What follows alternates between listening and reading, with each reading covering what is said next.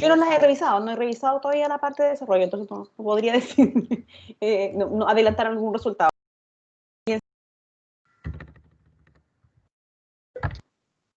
Ya, hoy día nosotros vamos a estudiar un texto que es Justicia, Eficiencia y Derecho. ¿Lo leyeron, lo pudieron revisar?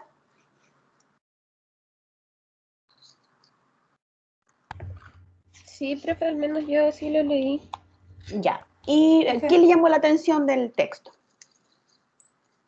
Me gusta bastante el hecho de que, no sé si es una especie de crítica, pero es una observación que hace el autor respecto a los tres términos en conjunto, que el derecho tiene que tender hacia la justicia y a veces las soluciones justas no son las más eficientes y a veces las soluciones eficientes no son las más justas. Me gustó como esa idea del paradigma que crea él y que trata de analizar mediante las diferentes teorías y modelos que se han planteado.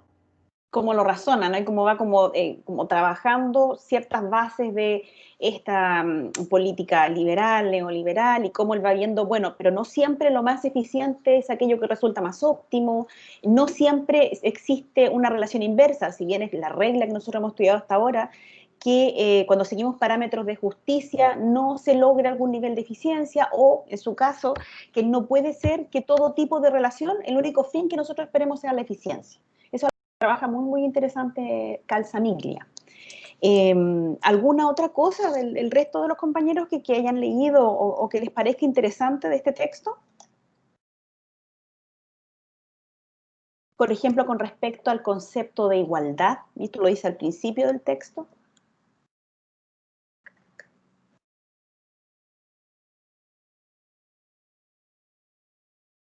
Esta idea de que la sociedad nosotros la hemos diseñado con respecto a esta idea de igualdad.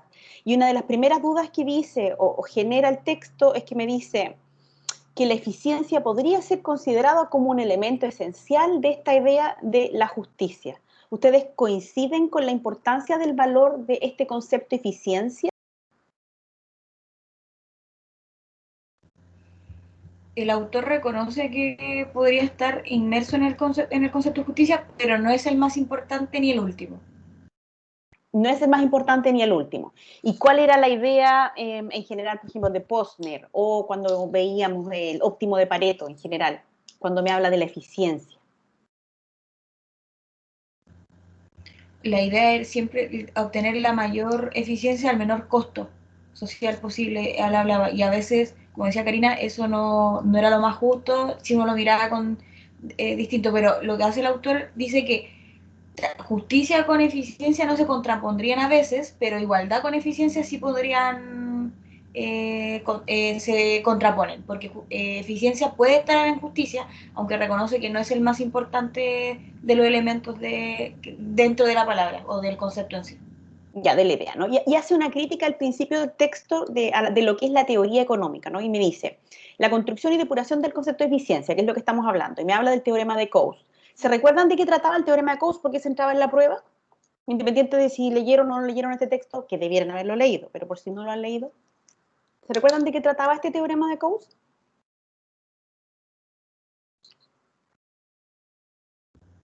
El teorema de Coase era de que si el derecho de propiedad estaba bien establecido y los costos de transacción eran cero, se iba a llegar se iba a llegar a una solución, se iba a llegar a la solución más eficiente.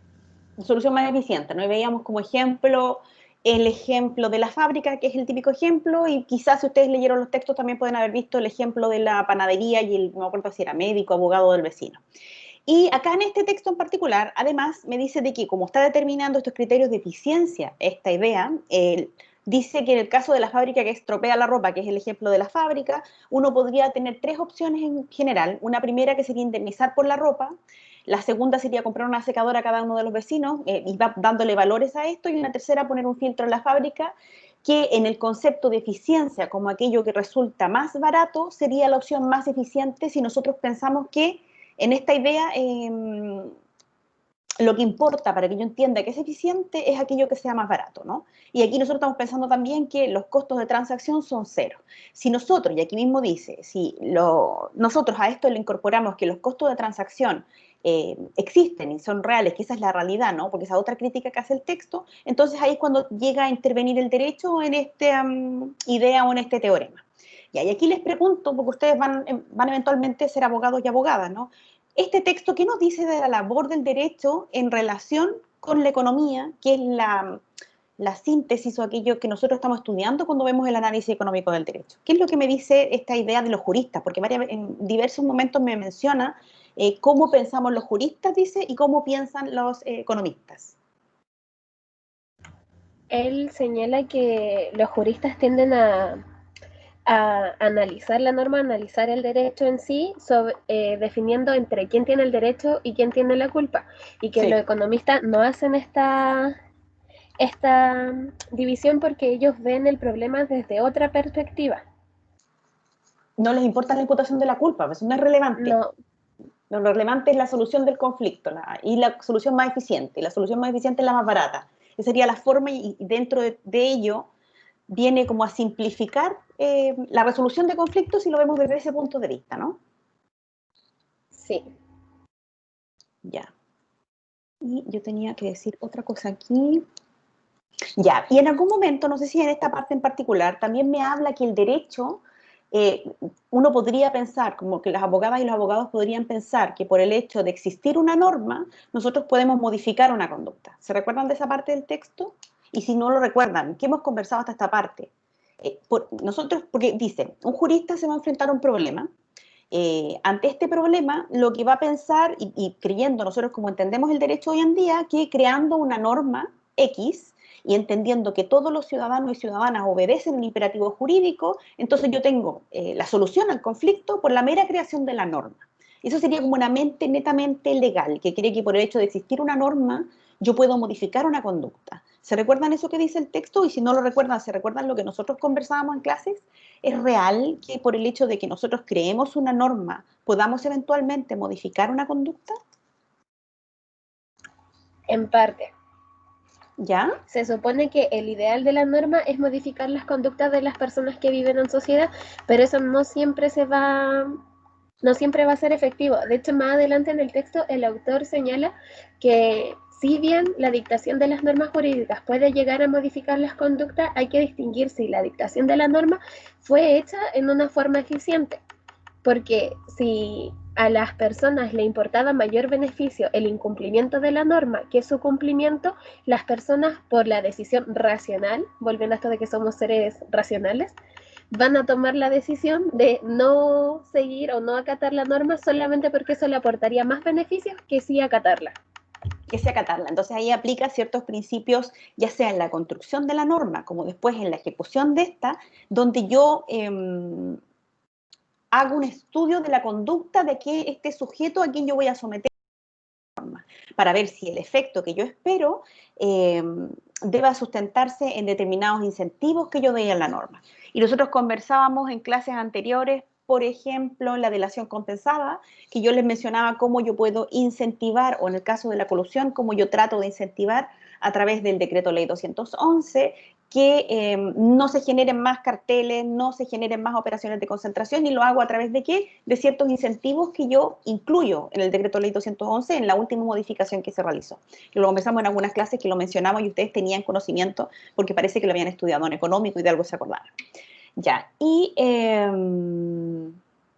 aquí también el autor hace una distinción entre la economía normativa y me dice que esta es la que no se ocupa de describir la realidad. La construcción de modelos hipotéticos o de modelos ideales no sirven tanto para describir la realidad. Y me dice que en realidad todos estos modelos hipotéticos que nosotros hacemos en esta economía normativa nunca se van a cumplir en la realidad. Entonces, ¿para qué nos sirve? ¿Se acuerdan esa parte del texto? Cuando se generan estos modelos a través de esta economía normativa donde se describe la realidad.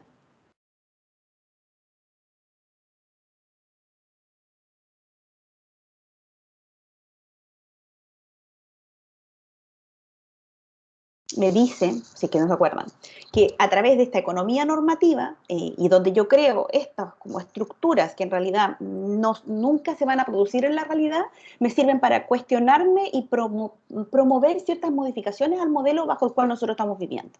Para esto me sirve esta economía normativa. Y aquí veamos, por ejemplo, el caso de, y alguna vez me recuerdo, parece que Ángela me preguntó en clases, cuando estudiábamos el óptimo de Pareto, y que me preguntaba, bueno, pero ¿y esto nos servirá efectivamente para algo? ¿Tendrá alguna vigencia esta idea que nosotros tratábamos de analizar del óptimo de Pareto? El texto critica, dice algo sobre el óptimo de Pareto, ¿no? O en general, sobre como lo que pensaba Pareto. El autor plantea que el óptimo de Pareto funcionaría en un mercado ideal solamente casi. Entonces, y para tener un mercado ideal tendría que tener todas las Los hipótesis que presupuestos. plantea. Entonces, si no hay una, ya se nos cae el óptimo de Pareto. ¿Y cuál es el fundamento? Porque ¿por qué resultó, o en algún momento pareciera ser tan exitoso el óptimo de Pareto? Porque analizaba los problemas económicos no mediante el criterio de justicia ni de igualdad, sino que solamente se remitía a la eficiencia. A la eficiencia, ¿no? Porque se veía desde el punto de vista de los economistas y por supuesto también de cierta parte de los juristas, que cuando nosotros hablamos de este criterio de justicia es un criterio muy difícil de determinar, muy difícil de cuantificar, quién va a determinar lo que es justo y lo que no es injusto. Entonces lo que viene a ser Pareto, y por eso es que es tan relevante el óptimo de Pareto, es que prescinde de esa discusión y como un criterio que pareciera ser como más utilitarista, busca una solución mediante el acuerdo, lo que se busca es la eficiencia. Pareto también cuenta, o esta idea que nosotros veíamos del óptimo de Pareto, también me habla mucho y se aleja un poco de Smith en cuanto me habla de cómo nosotros acordamos en sociedad un resultado eficiente.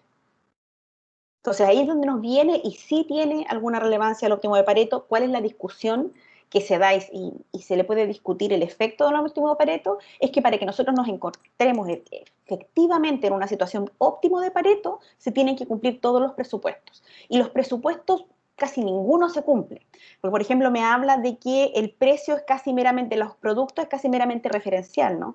Y que ningún económicos podría manipular el precio o valor de los productos. Lo que nosotros sabemos que en la realidad y en algo que quizá no se podrían haber presupuestado quienes generaron estas teorías, existe control de precios, por supuesto, criticado como un ilícito anticompetitivo, pero nosotros sabemos que en la realidad las grandes empresas, los grandes conglomerados sí se ponen de acuerdo, sí establecen cuotas de producción, sí establecen determinados precios y lo hacen por un largo tiempo, ¿no? Y lo hemos visto nosotros hasta este punto. Entonces sabemos que existen esas fallas. Entonces ahí es donde más críticas se van produciendo a este modelo o a esta idea que nosotros estudiamos de cómo nosotros aplicamos esta teoría económica al derecho. Y cómo lo entendemos, porque este autor en realidad no dice que no apliquemos la teoría económica, sino que le hace críticas a la forma en que nosotros lo estamos entendiendo hasta ahora. Y otro punto que me parece muy relevante, sobre todo por el punto histórico que nosotros estábamos viviendo, acá en Chile, bueno, yo diría también en el mundo, pero en particular en Chile, me habla de las transformaciones del Estado contemporáneo, suponen un nuevo sistema de legitimación. Y aquí incluso les quería preguntar, ¿ustedes participaron en el plebiscito el domingo? Sí, Pasado. obvio. Participaron, ¿no? Siempre. Hoy día estuve en una charla en la mañana de un grupo del CUEX, del Consejo de Universidades del Estado, Públicas del Estado, donde se conversaba cómo las nuevas generaciones o cómo nosotros hoy en día entendemos que se genera la democracia o las decisiones democráticas. Y nosotros decíamos, por ejemplo, que en los 90, las conclusiones a las que llegábamos en ese grupo, en los 90 parecía que estábamos todos muy conformes con lo que era la democracia representativa, es decir, yo mediante el voto escogía un representante o una representante, y esta representante yo esperaba que hiciera aquello que representara aquellos valores, etcétera, que yo depositaba mi confianza en este representante. Y decía que, o llegamos a la conclusión que al parecer eso ha mutado y se ha transformado en la realidad de hoy en día. Y pareciera que la mayoría de las personas lo que quieren hoy en día, sobre todo su generación, la generación más joven, es tener una democracia absolutamente participativa. Y esto se está viendo ahora en la discusión de quiénes van a ser los constituyentes, y no sé si ustedes lo han visto por ahí, que no, la gente no tengan ninguna relación con partidos políticos por esta desconfianza con el mundo político. Y por otro lado, no sé si han escuchado de que la gente quiere que haya mecanismos de control de los constituyentes, donde los constituyentes tengan que bajar a hablar con cabildos de su región o con algún instrumento no creado, ¿no? Pero que se está planteando, de efectivamente las decisiones o lo que presente este constituyente o esta constituyente sean conversados directamente con las bases. ¿Eso lo han escuchado ustedes o lo viven dentro de su confianza o en su forma de ejercer democracia?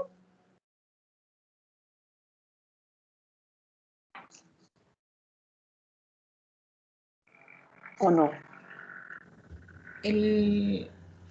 Bueno, relacionando un poco, el autor tiene razón cuando dice ya no es suficiente la legitimidad, sino que también la gente, o hoy en día la gente espera normas justas. Y más que tal, bueno, a veces la eficiencia y cosas así, pero sí, bueno, respecto a eso sí he escuchado, la gente ahora está mirando a quién vamos a mandar a redactar la nueva constitución y con esto de la desconfianza de los partidos, porque al final tal vez la gente igual se ha dado cuenta de que la demora de ponerse de acuerdo entre ellos mismos, ellos son los que tienen por años parado en el Congreso proyecto, entonces tal vez la gente dice, bueno, si no han trabajado tal vez en el Congreso, porque van a trabajar ahora en la nueva Constitución. Pero si cuando yo, por ejemplo, yo participé en el primer proceso en el que hizo Michelle Bachelet cuando íbamos en primer año de carrera, Sí. y en que participé en Cabildo, y realmente la gente tenía mucho que opinar, la gente quería más participación, entonces yo siento que, y también el tema de los mecanismos, porque ahora tal vez la gente ahora dice, oh, ya votamos que sí, queremos cambiarla, pero ahora tenemos que tener la responsabilidad de cambiarla con un sentido de mira muy importante, exactamente, porque si dejamos la embarrada en esta, ¿qué nos queda? Yo creo que la gente tiene miedo que la redacten mal y cosas así, entonces, respecto a los mecanismos lo he escuchado y también ahora, como ayer hablábamos con el profe Cárcamo igual, ahora es el cómo se va a redactar, cómo vamos a controlar, quién me va a redactar. Después viene el qué van a redactar. Porque primero tenemos que escoger bien a la gente que queremos que redacte y los mecanismos que queremos que nos entreguen Mecanismos de control. información. Exactamente. Y después yo creo que tal vez ya el otro año, cuando ya sepamos quiénes van, recién ya, oye, esto es lo que queremos que esté en la Constitución. Lo novedoso que yo les mencionaba y que se relaciona con el proceso constituyente, pero también se relaciona en la forma en cómo nosotros ejercemos democracia. Como mi generación, la generación que, no sé, que nació en los 80, que en los 90, bueno, creció, ¿no? Que en el 2000 entró a la universidad, nosotros teníamos otra forma, nosotros nos confiábamos mucho en la justicia o en la democracia representativa, es decir, yo escogía a mi representante y yo me confiaba en cómo actuaba este representante. La generación de ustedes, que fueron los que más presencia, por lo menos hasta ahora todavía no hay números claros, creo, pero tuvieron participación en este último plebiscito, que fue uno de los que mayor participación han tenido, sobre todo considerando el COVID, tuvo alta participación de la juventud, pareciera que es un nuevo concepto de democracia, una nueva forma de participar políticamente, donde ya no se bastan con escoger este representante, por ejemplo en este caso, escoger correctamente a un constituyente, sino cómo ustedes mismos buscan después controlar y participar en lo que ese constituyente va a presentar, es decir, no les basta con que los represente. Y eso es algo que todavía está en estudio, pero muestra una nueva mutación y una nueva forma de ejercer democracia. Entonces, ¿y dónde se da? Que si esto nosotros, por ejemplo, no lo acogiéramos, no se hubiese generado este plebiscito, se producen situaciones de quiebre, de explosión social, como la de octubre del año pasado, ¿no? Y como otras, ¿no? Bueno, recuerdan también cuando estuvo esta revolución pingüina, años atrás, es decir, diferentes explosiones que se vieron por ahí, por donde no se daba o había algún reclamo que parecía que no estaba siendo acogido por el mundo político en general. Entonces, él también, este texto se hace cargo de este punto y me conversa sobre ello y me dice que en ello también estos criterios de la eficiencia, de la teoría económica a veces como que fracasan, ¿no? En esta idea de cómo nosotros podemos interpretar estas realidades.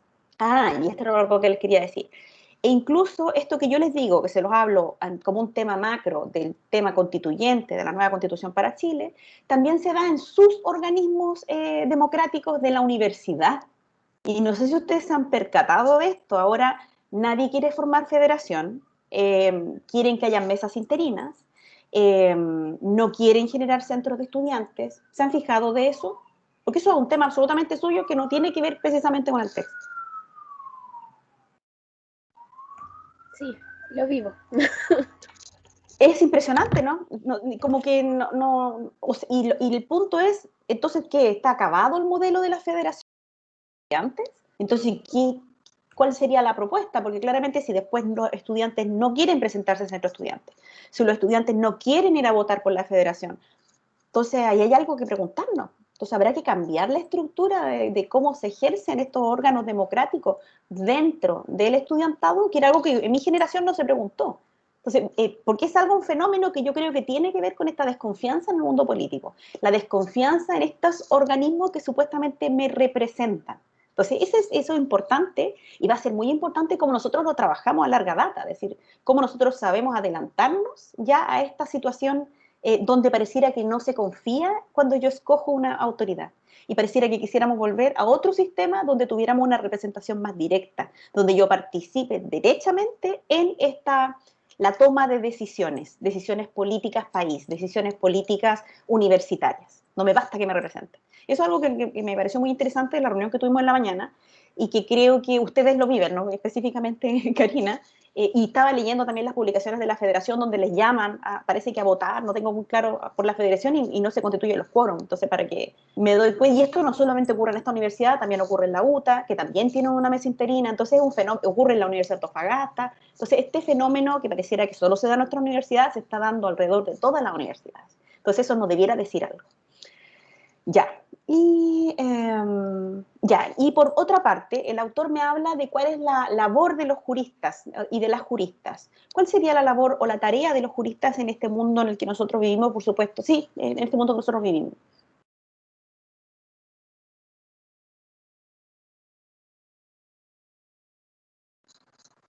¿Cuál es la labor del jurista? Ustedes van a ser juristas, abogados, abogadas.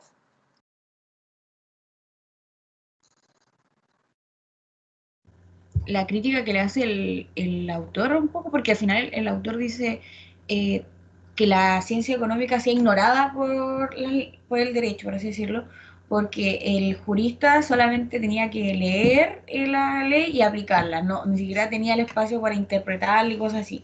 Y al final el autor dice que eso está malo porque sin como la frase que usa, la ciencia, la economía y tal vez el derecho deberían crear puentes que los unan y que sepan utilizarse las dos. Entonces el autor dice que el jurista, el del año tal vez siglo XX, por así decirlo, el jurista era solamente aquel que leía y replicaba las normas porque el legislador era la persona encargada de dar las De normas y crearla. él no podía, de crearlas y no podía venir a cuestionarlas ni nada, ni siquiera interpretarlas. Seguir interpretarla, o sea, como un jurista súper cerrado, súper normativo, que no cuestiona la norma ya. Y eso se condice con los juristas, o como a ustedes se les ha enseñado el derecho, por ejemplo, porque ustedes son la siguiente generación.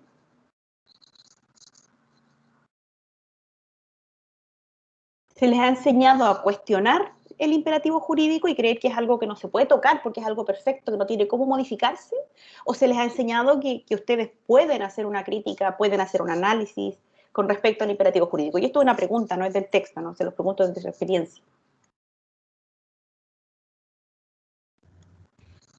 Yo creo que desde el primer semestre o del primer año se nos ha dicho que nosotros ya no somos meramente reproductores, por así decirlo, de normas, sino que por eso también no estudiamos leyes, porque antes también se le confundía cuando la carrera de Derecho decía, estudiar leyes, no, es Leyes, Derecho, sí. es mucho más complementario y va más allá de las simples normas y códigos, sino que tenemos, claramente se nos ha inculcado hacer análisis, criticar la norma, porque la norma no es perfecta, porque los legisladores no son perfectos. Hemos encontrado también a lo largo del estudio que hay normas que no son justas, por eso existen antinomias en nuestro sistema, entonces, no, yo creo que leyendo el texto decía, hoy, yo no hubiera podido tal vez ser una estudiante de Derecho en esa época porque reproducir normas no hubiera sido lo mejor.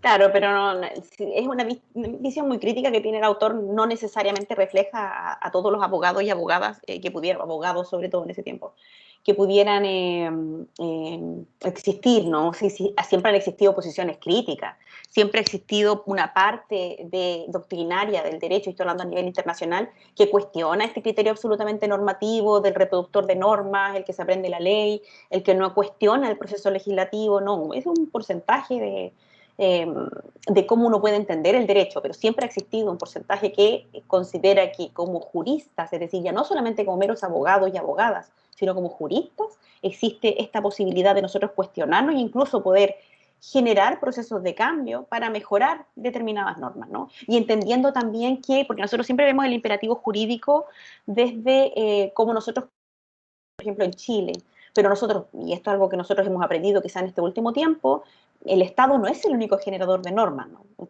Ustedes saben eso. ¿Quién más puede generar normas? De diferente entidad, por supuesto, no estoy hablando de códigos y leyes. Por ejemplo, ¿existen otras normas fuera de aquellas creadas por el Estado? Sí, por ¿Cuál? ejemplo, los contratos ¿Ya? entre las partes. ¿Ya la General, ley del contrato? Sí. ¿Y otro tipo de normas que queden por fuera de aquellas creadas por el Estado? Los reglamentos de una empresa, quizás. Los reglamentos de una empresa, sí, también podría ser, sí, como creador de normas, sí. ¿Y otro? Y las normas sociales también quedarían fuera, ¿no? Por ejemplo, Las la misma normas sociedad. sociales. Las normas sociales que nosotros incluso vamos mutando con el tiempo, no están escritas, ¿no? Y otro ejemplo, el derecho consuetudinario de los comerciantes en algún momento que eventualmente se generó y se positivizó en el derecho mercantil, pero en algún momento era derecho consuetudinario absoluto de este gremio que eran los comerciantes, ¿no? Que ustedes tienen que haber estudiado cuando estudiaron derecho comercial. Y el derecho consuetudinario de los pueblos originarios, ¿no? Entonces, hay mucha creación de normas, mucha norma que incluso existía antes de la configuración del Estado y todavía existe, pero que no se ha positivizado, no lo tenemos, incluso hay una crítica de si yo este derecho que se deriva de la costumbre lo vuelvo un código, entonces lo vuelvo algo rígido, ¿no? Y en realidad estamos hablando de algo que está en constante cambio. Y podemos encontrar otras normas, por ejemplo, los métodos de resolución de conflictos que se dan dentro de la cárcel. Eso también es una norma, es decir, un imperativo que se da entre un grupo de personas que se encuentran en una determinada situación. Entonces, sí, nosotros tenemos el creador de normas, el imperativo jurídico, el legislador, no la legisladora. Pero por otra parte, tenemos todas estas otras normas que quedan como por fuera de este derecho positivizado, pero que existen. Entonces ahí también se produce un cuestionamiento o alguna conversación al respecto. Y después el texto me habla de esta teoría económica del bienestar. El texto me dice algo, pero es algo que nosotros ya hemos conversado. ¿Se acuerdan lo que decía Smith con respecto a esta teoría económica del bienestar, que es la base de cómo yo fundamento después las teorías liberales, etcétera? Lo que señalaba Smith era de que en un mercado los individuos egoístas y racionales, como él dice, persiguen su propio fin y como consecuencia de la persecución de ese propio fin, se genera un bienestar social. Y esto no es esperado ni querido, ¿no? Sino que Exacto. se genera nomás, a través de esta mano invisible que él dice que como que viene a generar esto, ¿no? Sin conciencia y guiados por la mano invisible. Ya, y esto bajo esta premisa, y esto es una premisa, este modelo, es la base de la teoría económica, ¿no? Donde como yo actúo como un individuo racional y fundamentalmente egoísta, entonces hablo siempre yo persiguiendo mi interés individual, ¿no? Esa sería como la base como yo tomo mis decisiones, pensando por mi propio interés, pensando por un interés absolutamente egoísta, pero a la vez sumamente racional. Y esto me permite, cuando yo pienso las cosas de esta manera desde el punto de vista de Smith y de esta teoría económica del bienestar, el generar una construcción de modelos que me sirven para interpretar la realidad. Y de ahí viene toda la generación de la teoría económica y, bueno, y del análisis económico del derecho mucho más adelante.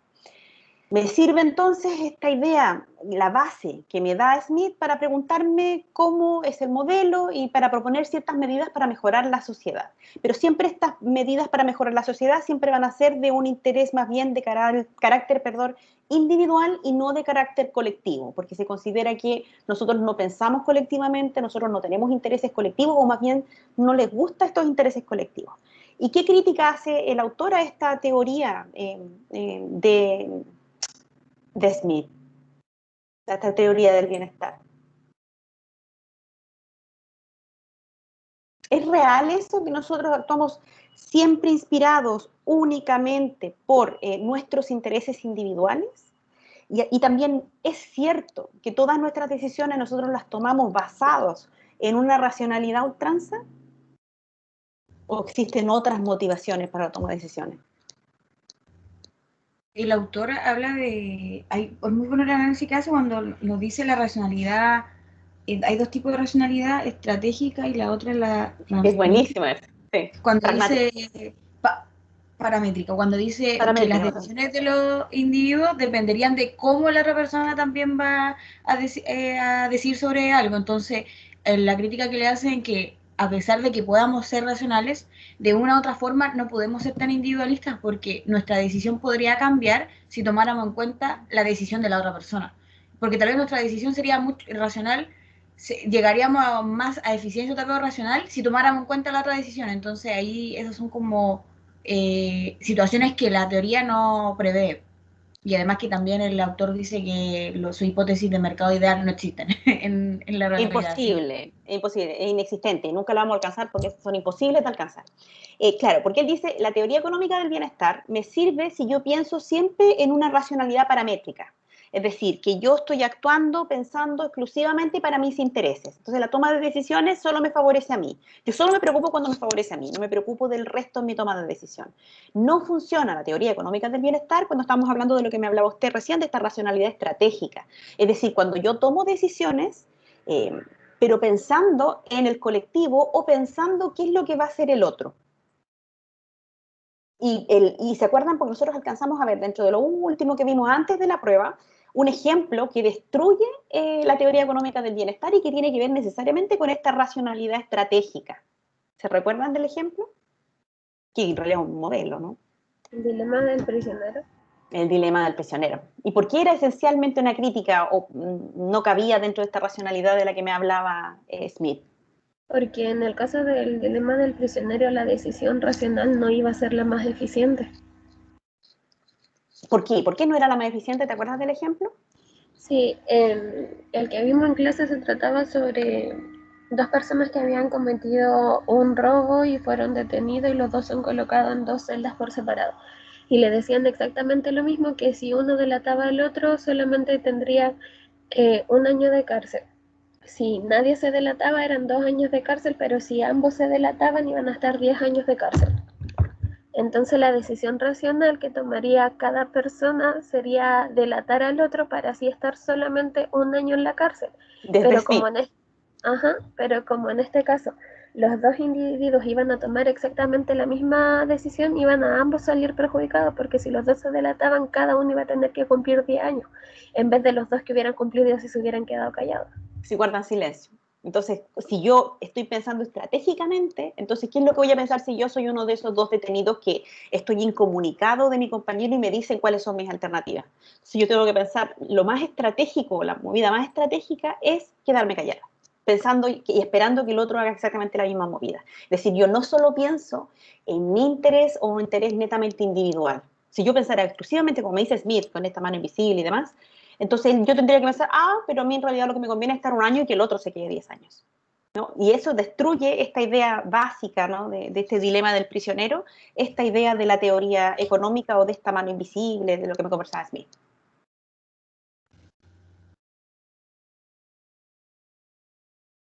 Pensaba que iba a hablar Ángela. Ya. Y después habla de las doctrinas de la economía de libre mercado, ¿no? El texto empieza a hablar sobre esto y me dice que las doctrinas de economía de libre mercado entendemos todas aquellas que utilizan teoremas fundamentales de la economía del bienestar para justificar la deseabilidad de una economía de libre mercado.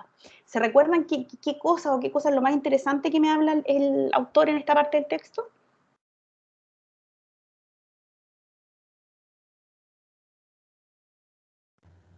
El autor hace referencia a algo que tal vez yo no lo había visto de esa manera, pero el autor dice que la teoría económica del bienestar es una y las doctrinas del libre mercado son otras. Y es muy importante diferenciarlas Distinguirlas.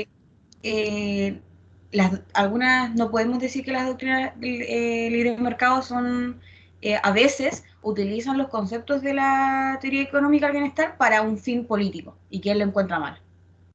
Porque dice que no sería el fin de esta teoría económica del bienestar. Cuando fue creada no fue pensada para que tuviera un fin político, sino que simplemente quizás Smith lo que hizo fue observar la realidad y llegar a algunas conclusiones, pero no tenía una aspiración de carácter político. Entonces dice, muchas veces se utiliza la teoría económica del bienestar para justificar ciertas falencias de estos sistemas de libre mercado. Bueno, nosotros hemos visto muchas falencias del sistema de libre mercado, ¿no? Así como los beneficios, ¿no? Pero hemos visto algunas. Y después me habla del hombre, nosotros podemos decir hombre, mujer, ¿no? Económico, pero que claro, en el momento de análisis se hablaba del hombre económico. Y eso también tiene que ver con Smith. ¿A qué se refiere Smith o en general la teoría económica cuando me habla del hombre económico? ¿Cómo es este hombre económico? Que es un individuo racional y egoísta.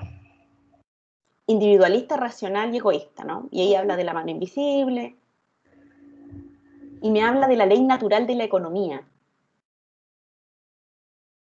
Esta ley natural de la economía me dice que todos los individuos persiguen su propio interés en un mercado competitivo y estos producen un resultado no intencionado o imprevisto, que es este bienestar social. Esta idea es la de este hombre o mujer económica, individuo económico. Entonces existe como una especie de fe en esta mano invisible, es decir, que todos estamos tirando nuestros propios intereses de carácter absolutamente individuales, absolutamente racionales, y esto, a pesar de que no estamos pensando en el bienestar social, esto en realidad va a ocurrir por el hecho de esta mano invisible, que eventualmente nos va a llevar a esta idea. Y esto se fundamenta, y aquí se va a los fundamentos de esta teoría económica de carácter liberal, y me dice que el individualismo sería una especie del primer valor sustancial. Y habla de Locke, para quien la sociedad constituye un agregado de individuos que ya tienen unos derechos innatos, y dice que nadie puede violar y que son inalienables. Y para Locke me dice entonces que el Estado lo que tiene que preocuparse es como de garantizar que yo pueda ejercer estas libertades. Pero esa sería la única injerencia que puede tener el Estado en estos individuos. Porque nosotros como tales tenemos estos derechos que son inalienables y que son naturales a la condición humana. ¿Recuerdan eso?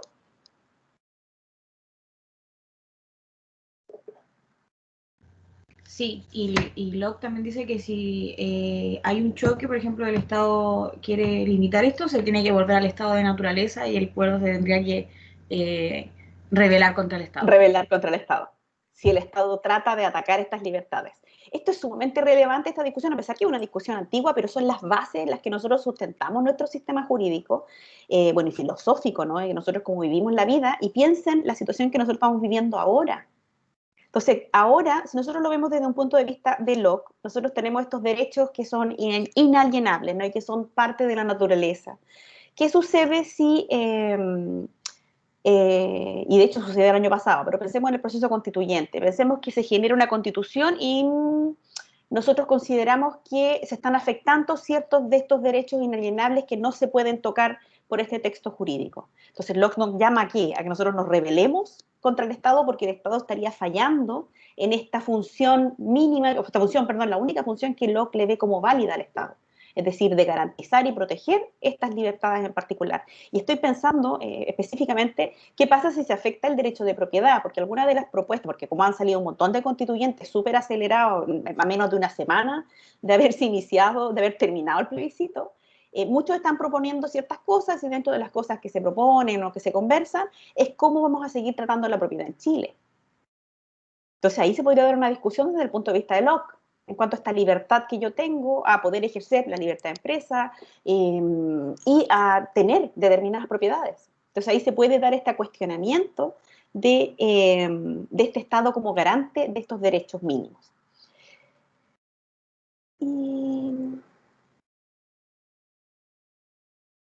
Ya. Y me habla de la filosofía individualista, ¿no? Todo lo que hemos conversado ahora, que ha sido objeto de múltiples críticas, porque se ha afirmado que la eficiencia no es ni el primer, ni el último o el único valor relevante, que es algo que ya habíamos conversado con Karina y con Ángela, por lo menos al principio de la clase, y posiblemente una sociedad muy igualitaria no sea una sociedad muy eficiente, pero puede ser preferible a una sociedad fuertemente desigualitaria y muy eficiente. Y esto nosotros planteémoslo, yo lo pongo esta crítica, ¿no?, a esta forma de pensar de carácter individual, de esta filosofía individualista. Yo pensé cuando lo leí en la realidad chilena. Nosotros hemos sido hasta ahora económicamente eficientes. como realidad económica chilena que han escuchado, que han leído por ahí? Yo creo que esa es una de las frases que nos toca como sociedad, porque creo que económicamente hemos sido eficientes, pero en la sociedad la desigualdad ha primado. Entonces, se ha preferido ser económicamente bien hacia afuera al final, porque el PIB y todo lo que se ha criticado de que Chile tiene un impuesto interno bruto altísimo, pero si uno se ve, está concentrado en 5 familias, bla, bla, bla, y el sueldo mínimo es bajísimo. Entonces, económicamente somos eficientes, pero hay una desigualdad, somos, ¿cómo decía la frase? Eh, Desigualitaria. Era Ah, una sociedad. desigualitaria. O sea, somos muy eficientes. Yo cuando lo leí, yo pensé en Chile, de hecho, una sociedad fuertemente desigualitaria y muy eficiente. Porque recuerden, y eso también tiene que ver con estos sentidos de realidad, con estas encuestas que se hicieron ahora hace poco, no sé si la vieron por ahí, la gran mayoría de la población chilena lo que gana es como, parece que, no recuerdo si el sueldo mínimo o 500.000 pesos, esa es la regla en general. Y existe un 30% de la población que gana sobre el 1.000.000 de pesos y después ya tenemos este porcentaje más pequeñito, no recuerdo ya el porcentaje, que maneja grandes cantidades y sumas de dinero. Entonces, es fundamentalmente desigualitario. Pero otra encuesta decía que a este grupo privilegiado se le preguntaron las mismas preguntas y ellos vivían bajo otra realidad, creyendo que una cantidad pequeña de la población ganaba poco, que la gran mayoría de la población ganaba rentas medias y que también otro pequeño grupo era el que ganaba grandes rentas. ¿Leyeron esa encuesta que se hizo en este como proceso de, parece, no sé si estaba relacionado al plebiscito, pero ocurrió justo en ese tiempo? Yo la había escuchado antes, que también se ha comentado en las distintas zonas del país. Por ejemplo, cuando uno va al centro o Santiago de Chile, los sueldos son, nos, porque se sorprenden de lo alto que son los sueldos acá en el norte a veces. Entonces ellos Sí, tienen cierta... Oye, disculpe, mi no se vecino está... preocupe. Ellos tienen cierto sector de la población, por ejemplo Santiago, pensaban que ellos vivían ya bien con el sueldo que tenían, pero después ellos pensaban que poca gente en Chile tenía un sueldo más de 1 millón y cosas así. Sí, yo había escuchado esa encuesta hace mucho, porque al final lo que dejaba ver un poco la encuesta era de que somos todo un Chile, pero con mucha realidad entre medio, porque como que cada uno tenía su concepción de Chile. Onda, hay gente que ni siquiera, que piensa que los campamentos en Chile están casi eliminados, cuando en realidad no es así. Entonces, sí, había escuchado esa encuesta. Claro, es como que no hay una realidad, claro, como te dice, en muchos Chiles y parece que no estamos tan conscientes de cuál es la realidad efectiva de nuestro país. Entonces, ahí esta encuesta al final lo que hacía era ponernos la realidad o los problemas en particular. Entonces tengamos una pausa ahora de 15 minutos y volvemos a las 4.